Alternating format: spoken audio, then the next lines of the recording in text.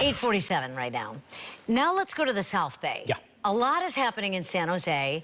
We got fire crews dealing with illegal fireworks. We have them talking about what to do with the flea market area. There's been a big standoff there. Gun violence has been a problem. There's so many issues. And lucky for us, the mayor has agreed to talk to us this morning. San Jose Mayor Sam Liccardo joining us here on the broadcast. Mayor Liccardo, thank you so much for your time this morning. Great to be with you, James and Daria. Absolutely. Thank you. Well, let's start with, Daria brought up gun violence. We haven't had a chance to speak with you since that tragic day there at the VTA rail yard. And in the wake of all of that, you and others had said, you know, we really do need to push more in terms of gun control, sensible gun control. What is your thinking on that today, and what's been done? Well, while families are still grieving and friends are mourning the loss of their loved ones, we are still losing people on the streets of our city to gun violence. And we saw in just a 13-day period after the horrific shooting at the rail yard, we had 8 more violent gun incidents in our city. And this is happening throughout the country. Of course, we're seeing a rise in violence. And so a couple of weeks ago, council approved an effort I pushed to try to crack down what we call straw purchasing, which is a way that a lot of gangs and criminal organizations get guns illegally, having third parties purchasing guns at stores. By videotaping the gun transactions and other measures, we think we can significantly reduce straw purchasing in our city.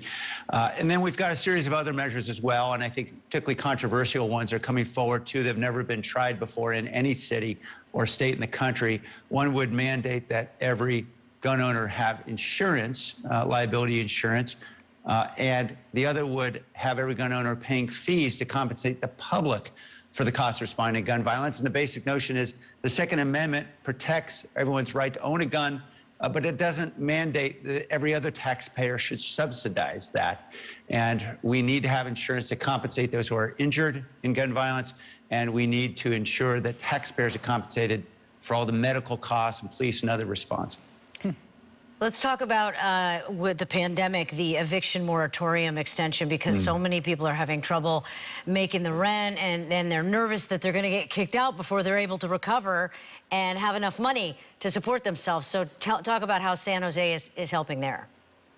Well, we've extended our eviction moratorium by 2 months, and I expect we will continue to extend it as the data from the pandemic indicates that we continue to have an emergency situation. We know that there are really severe impacts on our families and our entire community with mass evictions, and so we've got to do everything we can to help these residents. But what's essential now is getting that state money out the door to help landlords and tenants to be able to get through this tough time. If we can get dollars into hands, that'll help enormously so we can get beyond this moment where we have to keep a moratorium in place. Does that count, too, for small businesses? Because I know they had to pay the rent, and they weren't open for so long. Yeah, what we've only approved so far is just as to the residential eviction moratorium, and we were the first city in the country, actually, to announce one. The commercial eviction moratorium is right now in the hands of the county and the state, and so we don't have control over that one. Time will tell based on what we hear from the state. Right. Okay. And then quickly, in the headlines the past few days have been the San Jose flea market. It's a large bit of property. I know the city's eager to develop that. The vendors, though, are determined that they want to stay and that they are a valuable, addition to the culture there in San Jose. What kind of middle ground can be reached here? Well, no one disagrees with the notion that this is a really valuable community asset and a great gathering place for thousands of families in our community every day. I was just there on Sunday talking to vendors and others in the community. We want to do everything we can to help them continue that in an open-air urban market concept with whatever gets developed there. The challenge is that back in 2007, the council already had made a decision 15 years ago that this would be redeveloped. So if we say no to whatever plan comes through today, the landowners can still develop that site, and in fact will do so in a way which is far less conducive to any hopes of continuing the market. What we have today is at least an agreement from the owners that they'll preserve 5 acres of the site for a market, help with transitions for the vendors, and give them at least 3 years before anyone is displaced.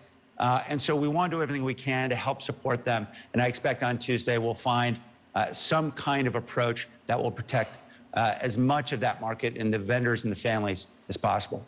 What about, let's change topics here just because we are getting near July 4th. We've talked about the drought. We've talked about how San Jose, like other cities and counties, is telling people to cut back on water. And another part of helping us prevent wildfires is to not light fireworks. How are you going to clamp down on illegal fireworks?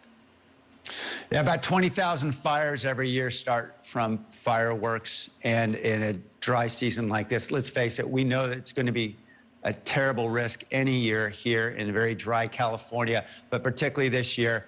So we have increased fines. It's $1,000 for your first violation. It only increases from there. We now have a social host ordinance in place. So if you got teenagers with fireworks in the garage, you better get them out of the garage, because you will be liable as a parent. You'll be liable as a property owner for anyone who is using fireworks with your consent there on the property. So we are going to be very focused, and most importantly, we're encouraging community members to contact us. Just click a photograph, get online, report it on our website, sanjoseca.gov, and we will be issuing tickets and citations. All right, Mayor Liccardo, thank you so much for joining us this morning on the broadcast. We hope it's the first of many visits that we get to have with you as we continue to track all the latest developments there in the South Bay. We appreciate your time. I'd welcome that. Thank you very much. Time now is 8:53, and we also want to